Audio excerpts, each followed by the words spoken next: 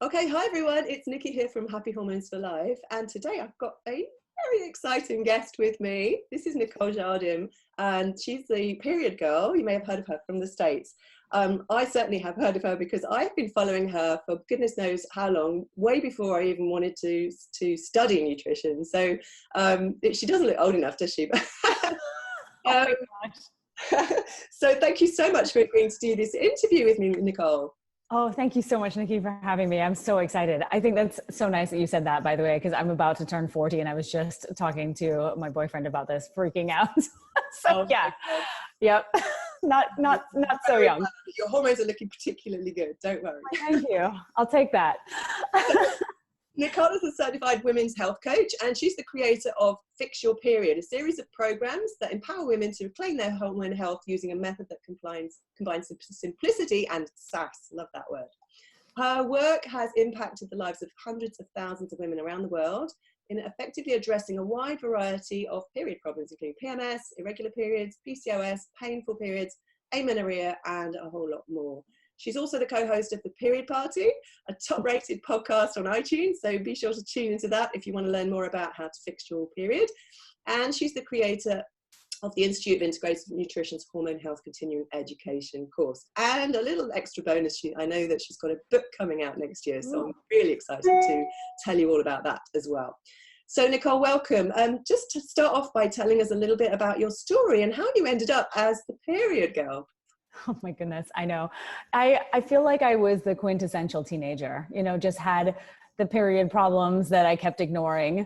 And, my mom at the time had said to me, oh, well, I had it even worse. I was in bed for 3 days at a time and it was debilitating. And so I thought, well, okay, I guess this is just my lot in life and I need to deal.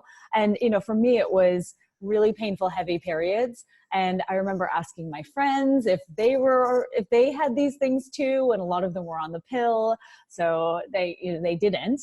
And I just thought, okay, well, whatever, I'll just deal with this kind of thing, because there was really no help. I mean, there was no internet, there was no nothing.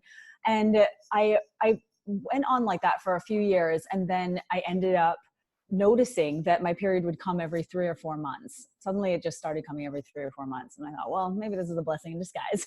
Maybe I don't have to worry about a period coming every single month, and that will be great. And then when it got to the point where it was like 6 months had gone by, and I said to my mom, I think there's something wrong. And so she took me to the gynecologist, and I distinctly remember, looking at her, explaining the situation. And I remember her saying back to me, I really think that you're a good candidate for the birth control pill. And I just thought, this is so amazing. I'm going to join my pill popping friends in this, this new elevated experience of teenagehood. And I was so psyched because I thought, okay, maybe this is going to be my solution. And it really did feel that way. It did feel like my period panacea after a couple of months, because I no longer had these crazy heavy periods anymore. They, quote unquote, came consistently. And I had, and I remember that, I just suddenly stopped feeling the amount of pain I was feeling. So everything started to diminish, and I felt like I had my life back. And as an 18, 19-year-old, it was just, it was miraculous for me. And then what happened was there was kind of like a switch that got flipped, and I ended up starting to, like, my hair started falling out. I started developing melasma all over my face, and I went to the dermatologist, and she said, oh, that's what usually happens to pregnant women. It's just like, okay, great. That doesn't help me at all. And, I had increasingly terrible gut health issues. And so that was the crux of it, as we all know, if you know anything about hormones. And because that was really a problem from a long time before. So I started developing all these issues. I then started getting these chronic yeast infections, urinary tract infections. And my last straw was actually having an allergic reaction to an antibiotic that I was given for a urinary tract infection. And I ended up in the ER, literally red like a tomato all over me. And and with a 103 fever or something like that, and needing to, take all the fluids and all the things. And so that was it. I was like, okay, I can't do this to myself anymore. It'd been a number of years. And serendipitously, a friend of mine had been seeing an acupuncturist, and she had said, I really think you should see this guy.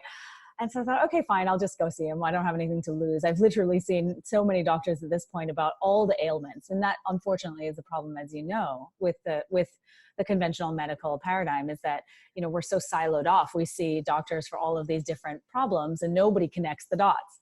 Anyway, I go to this acupuncturist. He's literally 75 years old. He's come from China to live in Florida, where I was at the time, many, many years ago. And he practiced super traditional Chinese medicine. And he immediately, right off the cuff, he goes, I think it's your birth control pill. And nobody had ever said that to me. So it was such a revelation. I was like, no way. What is he talking about? Who is this old dude? And so eventually I continued to see him because I felt like this man must be onto something, because he explained things to me that no one had explained before. So truly it was such a light bulb moment. And so I started seeing him every week, and that was the catalyst for me. I eventually came off the pill, and I was terrified because, one, it was for birth control, and two, it was preventing me from having hellacious periods. And eventually, when I did come off, I was able to have periods that were relatively painless and not so heavy and kind of normal. So I thought, oh wow, there's really something to this whole lifestyle food thing. And that just set me off. I just finished school. I was getting into film production, which was my lifelong, 24-year-old lifelong dream. And it was one of those things that I distinctly remember that I was like, oh my God, if I made the wrong decision here, have I started studying something and gone down this path, only to realize now that I really want to learn about this whole hormonal health thing. And so anyway, I put it aside. I kept it to myself for the most part. And then I just did what I had to do and got into the industry. But it was really challenging because, obviously long work days and hours were crazy, and it was just not kind to my health at all. And I started, I made so many strides. And then over the years, I started to feel all the symptoms again because of the high stress environment. And then it was another second last straw. And I decided to move to New York and go to the Institute for Integrative Nutrition so that I could be a health coach. That was sort of a first step. And then from there, I did an apprenticeship with Elisa VD, who founded Flow Living. And that was just, again, massive life-changing shift because I really understood what hormones do and all of that stuff. And then I went on to do more training with, Dr. Sarah Gottfried and Dr. Jessica Drummond, the founder of Integrative Women's Health Institute, and Chris Kresser. And it just, again, to really solidify this knowledge around what's going on with our hormones and our periods. And for so many women in this age group, in the 20s, 30s, and even 40s, they have such a bad relationship with hormones. I mean, they think of hormones and they think of, puberty and menopause and hot flashes and period problems or pregnancy, and they don't really relate it to what's really going on with their overall health and their menstrual cycles.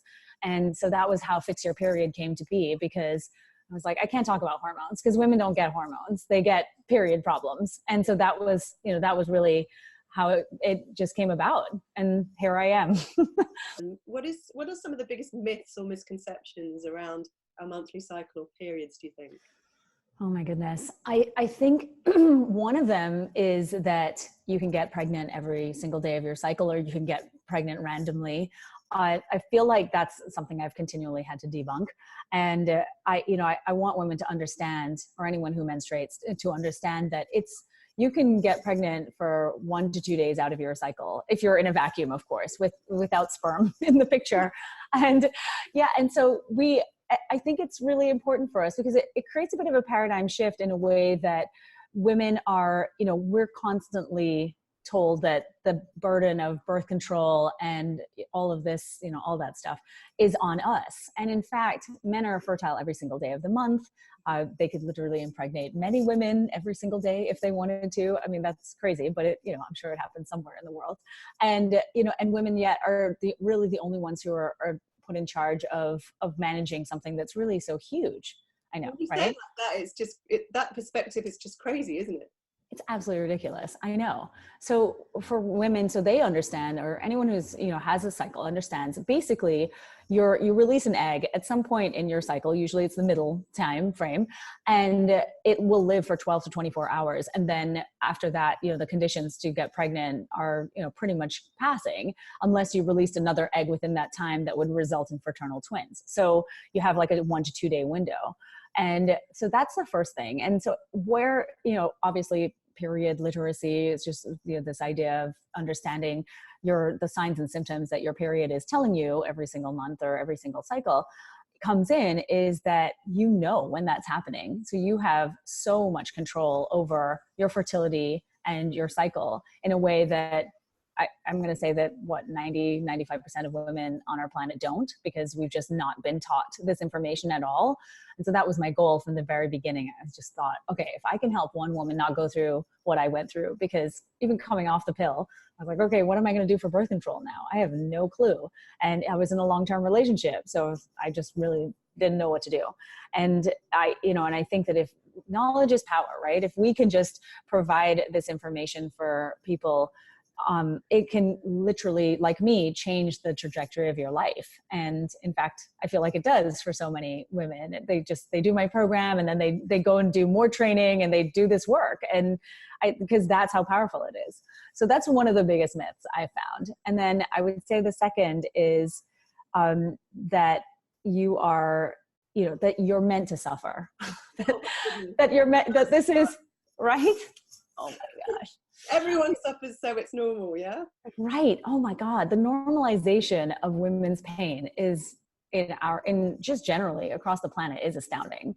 And I was talking about this yesterday in an interview. I was saying that, we will go to the doctor, and, I'm sure you've heard it a million times, the horror stories from women about, seeing doctors or multiple doctors and being completely dismissed, or feeling like they're not hearing you at all. They're not taking your unique circumstances into consideration. And in fact, are just trying to band-aid your hormones, really, with a pill or with an IUD to stop the bleeding or whatever, medication. Mm-hmm. Oh my God, yes, an antidepressant, exactly. Oh, I know. I can't tell you how many 21-year-olds have come to me on antidepressants, and I'm just like, girlfriend, you have a thyroid problem. You don't have a brain problem. That's what's going on here. And yeah, so this inherent suffering that we're meant to have, or that it's meant to be this way. And I want to flip that script, because I just feel like women need to understand that we are not inherently broken. Our bodies didn't just become defective when we hit puberty. It doesn't work like that. It's clearly a canary in the coal mine situation. And so that's, continually what I'm saying to women is that, I assume most people know the metaphor, the canary in the coal mine, and that, yes, it's signifying that something's wrong. I call your period symptoms period red flags, because that's really what's going on. You've got to figure out what the deeper root cause is, because something along the way kind of broke or malfunctioned, and your period is like, I consider it to be almost a first responder. It's the first thing that's telling you something's wrong. And so that's, again, like I want women to just understand that it's not okay to be in agonizing pain every single month. It's not okay to be bleeding through your clothes, to be using 4 tampons before you even left the house for work. It's not okay to lose your mind 5 to 7 days before you get your period. I mean, seriously, when I think about PMS, I think that it's been so trivialized and joked about in our society for so long that we're in a place where we don't even take ourselves seriously, because we just know, right? We're just so hormonal. Menopause, isn't it? We laugh at people having hot flushes and memory loss and things, and it's funny, it's actually not funny. No, exactly, right. And then I don't know if this is the way in the UK, but in the US, we definitely have this culture around mommy juice or wine o'clock, or, just to cope with all of these issues that we're dealing with. And, that of course exacerbates the problem, but it also highlights the fact that we have really not been educated about, all of these different phases of our cycle, and that we need to slow down at certain times in our menstrual cycle in order for us to really get the most out of the other more active times of our cycle. So I think that there are multiple issues within that picture. But yes, that is truly a big myth that we should be suffering every single What do you think the big drivers are of PMS and period problems? What are the main drivers in this sort of modern life? Modern life. I mean, that's so ridiculous. I know, right? It's so ridiculous. When I think back to, well, I don't think back. When I think about what it must have been like, I don't know, like 10,000 years, for instance, ago, we were women evolutionarily speaking, we were so conditioned to be, or we became conditioned to become very aware of stressors, right? Any external threats. And that has carried through, obviously, as a protection mechanism and a survival mechanism for us. And it's great, except that it's not so great in this world that we live in now, where you're just bombarded. And I mean, it would have been one thing 15, 20 years ago when you just watched the evening news and you weren't, and that was your dose of crazy reality for the day. And now, I mean, you're hit with sensational headline after sensational headline. And it's horrifying what we're experiencing on, literally a minute by minute basis. And I think that so many of us just don't have control over it. So we're caught in this situation where we're so acutely tuned into these external stressors or external, stressors. And then we take all of that in. And so I have just found that we're just not, it sounds so defeatist, but our bodies really aren't meant for this modern world. I mean, they just weren't designed at all to handle this. And so as a result, I really think that we have to be so much more tuned into taking care of ourselves, like mitigating the effects of this stress, because it's not only the external stress now, right? Modern life has also provided us with the internal stressors, like food allergies, or we have, a sensitivity even, or you have a disease like celiac disease and you're unaware of it. Because what I've found is that celiac doesn't really, what are the facts, is that celiac doesn't present as stomach problems in the majority of cases. In fact, fertility problems, missing menstrual cycles, ovarian shutdown basically are what a lot of the common signs I'm seeing from celiac disease. So it's really, really critical for us to kind of figure out if there is something internal happening. And really the only way to do that is to, again, become body literate and really get what's going on below the hood. The body as a whole, not just, these various bits of your body that, that the specialists look at. Yeah, the bits and pieces that we all just sort of put together. Yeah. Yes, exactly. So stress, whether it's external, internal, has a big impact on your cycle, doesn't it? How does it affect your cycle? Huge. So I think, I'll sort of describe the hormonal hierarchy, so to speak, because when I think about, when we think about the stress response, it happens, probably like every couple of minutes when we see something that's traumatic online or whatever. And again, we're so conditioned to seeing this stuff, we don't even realize that this whole response is happening in our brains and then throughout our body. And so what will happen is, you have the kickoff of the stress response. So corticotropin releasing hormone will talk to your pituitary, tell your pituitary to release ACTH, which is another hormone. I won't give the long names. And that will trigger your adrenals to produce cortisol. And so what's interesting is that CRH, that first hormone, will actually dampen the production of gonadotropin releasing hormones. That's GnRH. And so GnRH is responsible for talking to your pituitary that then talks to your ovaries through FSH and LH. So these are those original hormones that tell your ovaries what to do every month. And so we have this first brain problem here, right? Where our brains are being hijacked and they're just saying, it's literally the alarm bells. They're saying, there's no way you're ovulating right now or this month because shit's going down. So you're not going to do that. And so again, it's like our bodies are so keenly attuned to the external stressors and they're so protective. And yet we view this as our bodies being broken. And so again, talk about flipping the script and saying that your body is actually working for you. It's working super hard for you. So that's a first problem. And that's like the first step of the process. And so FSH and LH, they're supposed to stimulate your ovaries. LH will then trigger ovulation. And so if the production of those hormones doesn't happen the way it's supposed to, then we end up in a situation where we might have these underdeveloped follicles in our ovaries that don't quite get to the point where you ovulate. And then, you may have an anovulatory cycle or you just ovulate really late. But I think over time, that's what happens, right? You kind of have these later and later ovulations. And then women just say to me, oh, I have these very irregular periods. I don't know why. And then, and then you just stop ovulating completely. So that seems to be the case or the progression. And what I found is that some women will develop what is known as hypothalamic amenorrhea, where you don't get your period because of whatever stress is happening. And, or you just bleed continuously. Like you just are constantly bleeding. So there seems to be a genetic component there for sure in terms of how people respond, but that's what I continue to see. So yeah, I mean, it's a huge problem because it's epidemic, and women, I think one of the bigger issues is that women are either just having chronically irregular periods or these weird anovulatory cycles, or they just lose their period completely. And I've seen that in an increasing trend in the last 5 years for sure. Yeah, and that's just the stress part, isn't it? We haven't even looked at the diet. Right? I know, seriously. That's a whole other topic, isn't it? But you mentioned really your story, and I was really interested to hear about you coming off the pill to get better. And this is a really big one. It's kind of a little bit controversial, isn't it? But I want to know your views on how the pill affects our hormones and what you're seeing in clinic with symptoms.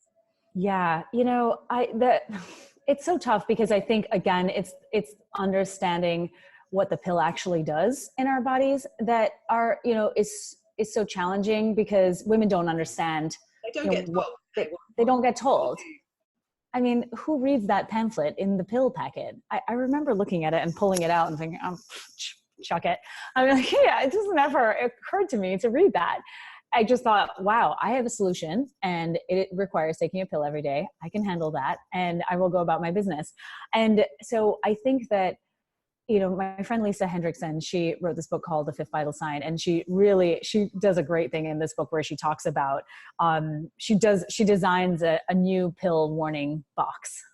And yeah, and it's literally like, and can cause death. It's like one of those pharmaceutical ads.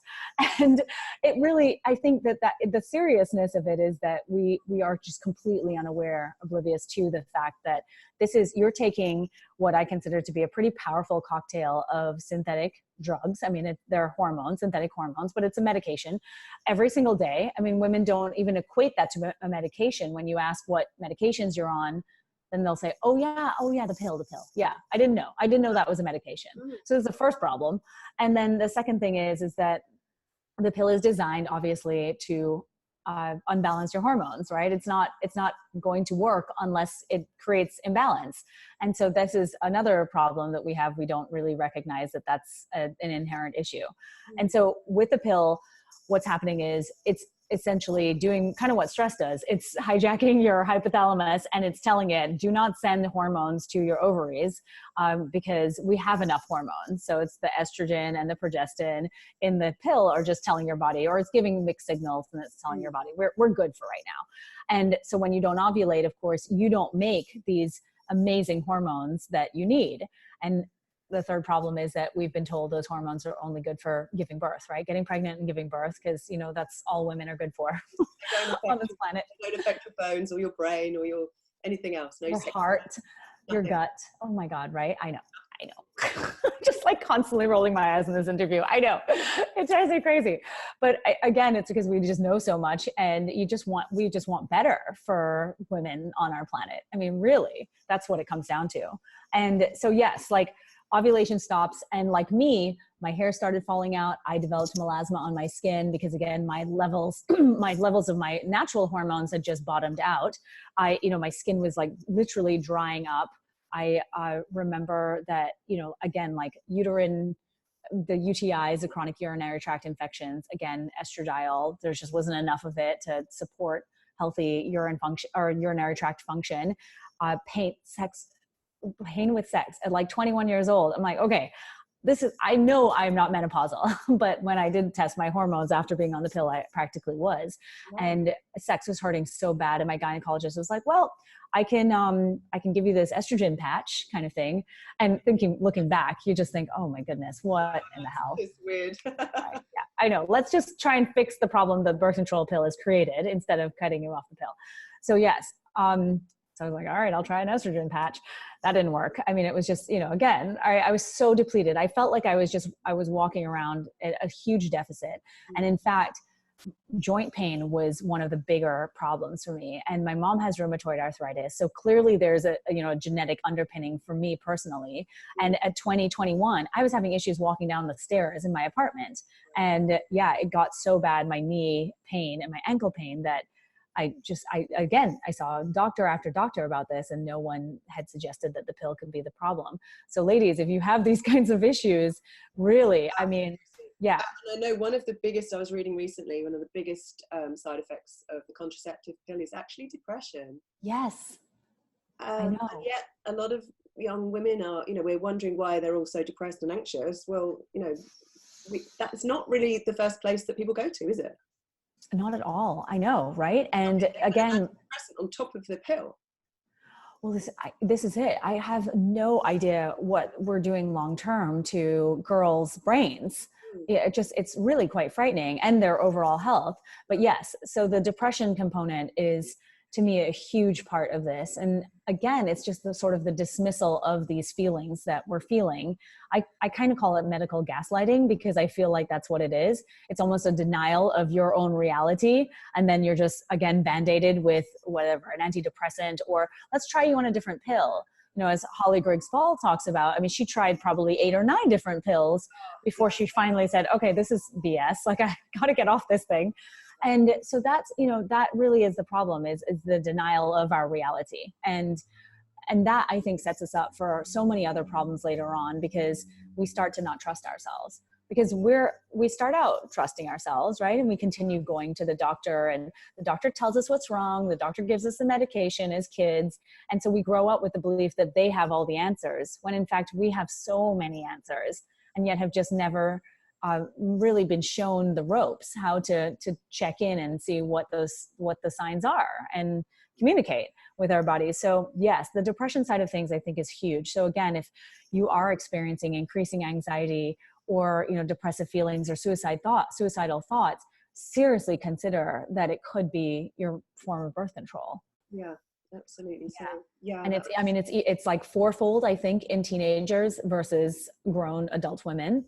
Yeah. So that's, another problem. And I think, and as a final note, we have to think of as well as our gut health, right? Because my gut health was part of the problem. My dad had died when I was 11, and in a plane accident. So it was really tragic for our family. And it was one of those things that I think kicked off a series of just hormonal, it's like a sort of hormonal catastrophe, so to speak, because I remember and there was no help back then. I mean, there was no therapy, there was none of that. So we just kind of coping the best you can. And I distinctly remember, getting my period and everything was fine. And then it just getting progressively worse as life became more challenging. It's like boring. My mom was a single mom suddenly, and her dad had actually died 2 months prior to my dad dying. So it was just, catastrophic for her too. And so it was very difficult for me to, for us growing up. And I remember the timeline of things getting worse. And it started with massive gut health issues around 13. And I just didn't know what was wrong. And I just thought, okay, well, I'm going to keep this one to myself. And so, if you notice that you're having gut health problems, so you have constipation, or you have diarrhea, or you're alternating, or you have horrible stomach pain, or, you can't go to the bathroom for 7 days, all of these are signs, and they're usually the beginning stages, or they set the stage for hormonal upheaval. And so everything is so interlinked, isn't it? We've got, stress having an impact on our hormones and our gut, and then the gut has an impact on the hormones, and the hormones has an impact. So they're all interlinked, aren't they? So which is why it's so important to look at the whole body. So you may have symptoms in lots of different areas, but that's where, I guess, our work is so useful for people, because we do look at the body as a whole, and we don't isolate anything. So, I know, goodness, what are your key tips to balancing these hormones so that women have an easier monthly cycle? It's so interesting, because I get the question around the tips. I think that there are a lot of things that people can do. There's no doubt about that. But I do find that, when you have a systemic hormonal imbalance, or, menstrual cycle problems, it requires significant effort in many cases, and that's just a reality of it. I mean, I think that the cultural narrative is that supplement. What? Yes, I know, right? Supplement. I know. I think Nat Kringoudis, she said something about on Instagram the other day about that. By the way. What? I think we'd be quite rich if we had that, by the way. Oh, wouldn't we though? Oh, girl, I know. Tell me about it. It's amazing how many women will come to my website and then they'll go buy supplements and whatnot. And I'm just like, you can do all of that, but you just can't out supplement your diet and your crazy lifestyle. It's just not going to work. It'll help a little bit, but you got to dig a little bit deeper. And that, yeah, I think that Nat posted about that recently. She said something about, someone asked, oh, what's one tip I can do to balance my hormones? And she was like, well, you can fix your gut, and you can talk to your adrenal glands, and you can start to address your stress, and you can eat a wide variety of food. Yeah. So there's a lot of things. And so I think that that's the first thing, right? Is that we have to get aware of what's going on. So you have to figure out what your symptoms are, or what your symptoms are, but you have to figure out why they might be happening and where along the way they're happening. So I'm such a huge proponent of all of us tracking our cycles. And I think a lot of women do that. A lot of girls do that too. It's amazing how many people use tracking apps and are pretty tuned in. And so I asked them to go a little bit of a step deeper. And so not only are you tracking, the day you get your period and how long it lasts, and then you do that again next month, but really looking at what's happening with your period blood. Is it bright red, or is it really dark? Is it brown? Is it black? Is it really thick and pasty, or does it flow? All of these are amazing signs into what's happening, again, below the surface. And men don't have this. It's kind of amazing. We have like this biohacking thing that happens on a monthly basis it's a huge event, and essentially it can tell us so much. So you're paying attention not only to when your period comes and how long it lasts, but what it all looks like and how you feel. So are you completely wiped out? Is there debilitating pain? I say to women, when you're thinking about period pain, if it disrupts your life in any way, then that's a sign that something's up. And or do you have to take more than 200 to 400 milligrams of ibuprofen or some other medication to just function? And if you have to take more than that, that's another sign too that something could be up. And so looking at the period first of all, and then looking at how you feel. And then also like throughout the rest of the month, can you track your cervical fluid? Can you see what's happening with that? Is it getting progressively wetter as you approach ovulation? And then does it sort of dry out? And if it doesn't really follow that general basic pattern, then, what could be going on? Because usually that means that maybe there's an estrogen dominance situation or an excess situation because your cervix responds to estrogen. And so when we have too much of it, even in that second half of our cycle, when progesterone really dries that up, or at least makes it stickier, if you're seeing a lot of cervical fluid, then it could be that you're in an estrogen dominant state. So there are so many clues that your body can tell you or give you. So I'm a big fan of that, of tracking your cycle and every day tracking symptoms, what's going on with your bowel movements, what's going on with your mood. And you will start to see a very clear pattern of what's happening according to where you are in your menstrual cycle. And from there, you can take action, because if you notice then like you're a crazy person for 3 to 5 days before your period, then what's happening, what's been happening in the last month, what's been happening in the last 3 months? Is there something going on with your job? Is there something happening in your relationship? Are you just so maxed out? Do you need to take stuff off of your plate? Do you need to ask for help? I mean, these are all questions that you can start to consider when you really pay attention to the symptoms that you experience on a monthly basis. So I feel like that is such a good step for women. And then the second phase of that is what's going on with your diet. And I think that, again, women, they want the quick tips. And I agree, like you can easily integrate more veggies into your diet and you will start to feel better in many cases. So I'm just a big fan of bringing, just as a very basic, what kind of green vegetables can you bring into your diet? How can you arrange your plate in a way that you've got like a quarter protein, a quarter carbohydrates, and the remaining half veggies, green vegetables, leafy greens, broccoli, things of that nature, cruciferous vegetables to really support that estrogen detoxification. So think about arranging your plate. How can you make an attempt to do that every day, at least one meal a day? And, that alone will shift things. And I also think too, that when it comes to our digestion, because that, as you know, is the root of all evil when it comes to hormones, it's, we have to start considering that. So what you've been normalized or, conditioned to believe is normal with your gut is likely wrong. And, you should have one bowel movement a day.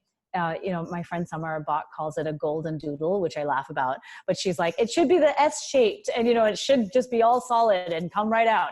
And if we're not having that, we kind of have a problem. It's a bit of a Mayday situation. And I'm going to guess that most of us are not having that, because we have, we've been plied with antibiotics for our whole childhood, or, we've been on the pill, or we're maybe on some other medication that the side effect is gut health issues.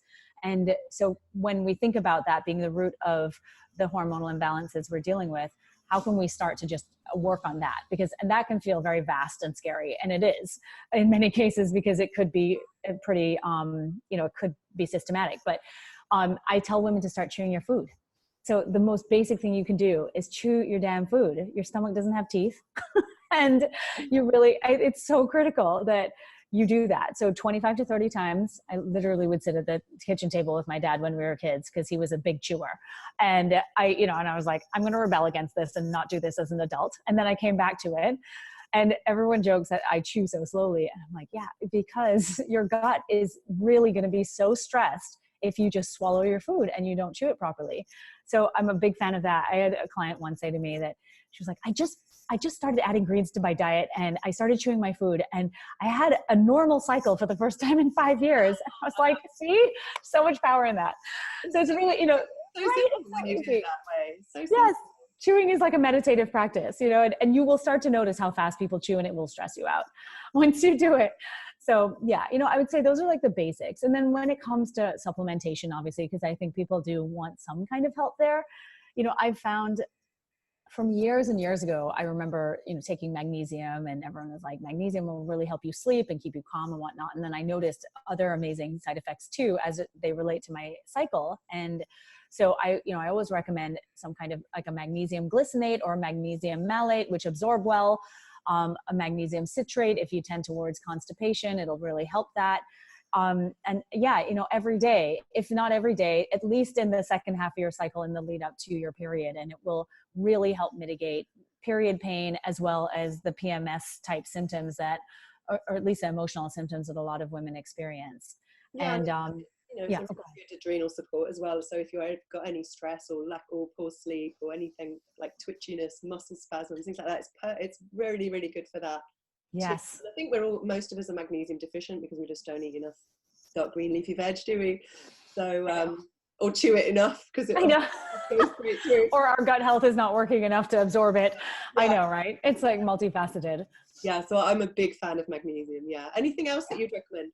Yes, I really think that a good multivitamin is so crucial now. And, it really depends on genetic things as well. But I think like a regular, Designs for Health makes a really good multivitamin. Seeking Health makes a really good multivitamin as well. And Seeking Health is amazing in that, it takes a lot of our genetic issues like MTHFR and, COMT and things like that into consideration. So the multivitamin I use is from them, and they don't have the methylated B vitamins in it, which can trigger a lot of, overmethylation or anxiety in a lot of people who have these genetic SNPs. So, I really suggest that, especially if you've come off the pill, because you're likely across the board nutritionally depleted. And so I think whatever we can do to help support those processes and, in getting back our menstrual cycle and regulating it and just generally getting our energy back would be a good idea. So a multivitamin for sure. And, I think that things like zinc, selenium, even iodine in some cases are really crucial as well. Those, I think maybe it's best to really focus on the food side of things first, when, and then sort of do more testing and figure out what you're deficient in. And, selenium it's actually really crucial for ovarian function. And in fact, it's needed for follicle development and for actual ovulation. And a lot of us tend to be deficient in that too. So selenium is huge. And I just recommend women eat Brazil nuts. Just 3 or 4 of those a day will really be helpful. That's a basic, easy thing to do. Zinc is another one. Zinc is also crucial to menstrual cycle function, ovarian function. And, so some women, I think zinc is great from a food perspective because we start there. We all start there. And, things like oysters, any kind of animal protein that's pasture raised, hopefully, will help provide zinc. And then maybe a supplement if you feel like it might be helpful to you. Again, that's, requires, I think, some testing. And so those are the supplements. And I would say, in many cases, you might just take a multi-mineral and see what happens. Because, again, like if you're so deficient and so depleted, if you've been on the pill for 10 years, or maybe your diet hasn't been great for the last 20 years, these are just going to help boost you as you start to improve your diet as well in conjunction with them. Yeah, because nutrients have such an impact, don't they? And we're often, like you say, if we're not chewing, we're not digesting very well, we're not absorbing those nutrients, even if we're on the best diet in the world. So right, stress depletes us as well, doesn't it? So there's lots of things going on that can impact that absorption of those lovely nutrients. So I think I agree, a good multi just covers bases. Yes. And, a few extra things where you need them. But like, yeah, I'm with you, Nicole. I'm if we can get that through food, that's amazing. But I think these days it's just tricky. You think you need a boost. You think you need, and especially if you're out of balance already and you've got some stress in your life, then those extra supplements can really help. So yes. I was going to say too, the B complex. I mean, that's another one. If you're not on a multi, a B complex is so huge. I mean, B6, again, supports ovarian function. It's been shown in combination with magnesium to be super effective for PMS symptoms of the emotional kind. And, I do think B12, again, critical for brain health. So again, everyone is basically low in B12. I've yet to see anyone who is within range when they come to me. And so that's, another really crucial aspect of our hormonal health is like that B complex. And so, yeah, you're so right though, like every step of the way with our digestion, it could be potentially compromised. You may have low stomach acid, so you can't break down B12 or iron. And as a result, you end up, you're B12 deficient, you're iron deficient. That can lead to either heavy periods or no periods at all. I mean, there's so many aspects to it. And that's why I think just starting with the basics and getting your stress under control, whatever way you can do that is, even the little basic things like just going for a walk in the park for 15 minutes or eating your lunch outside or whatever, turning off your computer when you do eat, whatever you can do in the small pockets of time throughout your day to take care of your brain health is going to go so far in supporting your body overall. Because as you said, right, there's the whole brain gut connection. They're talking to each other all day long. The brain is going to tell your gut to shut down basically if you're just hijacked by stress, because your gut is not needed, right? Your digestion is not needed in a life or death situation. So I think too many of us are living in life and death situations. It's what it feels like. Just slow down, haven't we? There's a movement, isn't there? The slow movement. Yes. I don't know whether that's going to happen in our lifetimes, but I think the more we can slow down, even if it's just a few minutes a day, I think that's just all going to be good. So yes, so much. How can people find out more about your work? Because the other thing is, that if you're trying all the basics and you're still not getting anywhere, you're going to need to get some help, aren't you? So how do people find out about what you do? Yes, you can find me on my website. It's NicoleJardim.com, and I have a blog that I've been contributing to this thing for many years now. So there's a lot of information on there. And then I'm also on social media. So you can find me on Instagram mostly. It's Nicole M. Jardim, M like Madeline. Facebook is the same as well. And I also have a podcast. It's called The Period Party, which you'd mentioned before. And so there's tons and tons of episodes. It's like hundreds at this point, maybe. Yeah. And those are the main places. And then of course, with my programs, you can find the Fix Your Period programs on my website as well, /programs. I recommend you look up that. I'm going to put the link to your super amazing quiz on there as well. Yes. So awesome. People can do their quiz and find out kind of roughly where they are. So that's really, really helpful. So thank you so much. And of course, your book will be coming out in April, I believe. April 2020. Oh my God. Yes. Yet? It is. It's called Fix Your Period. It's actually on Amazon, which is so crazy already. Pre-order already. Yes, I know. And in the UK, for us here in the UK, that's going to be October, I believe. Yes, it's an October release date. Yes, that's my understanding. It's a long way away, and I'm going to get frustrated that that's not happening a bit sooner. I'm going to send you a copy, girl. Don't worry. From America instead. So I will certainly send you a copy. You're on my list. Thank you so much. Nicole, it's been an absolute pleasure, and I know we can talk all day. We've got to cut it short. I know. Yes. And I'm so grateful for you coming and sharing your wisdom. It's amazing, and I look forward to all you've got planned, and of course your book that's coming out. Can't wait for that. Thank you, Nicki. So much. Take care. Thank you. You too. Bye.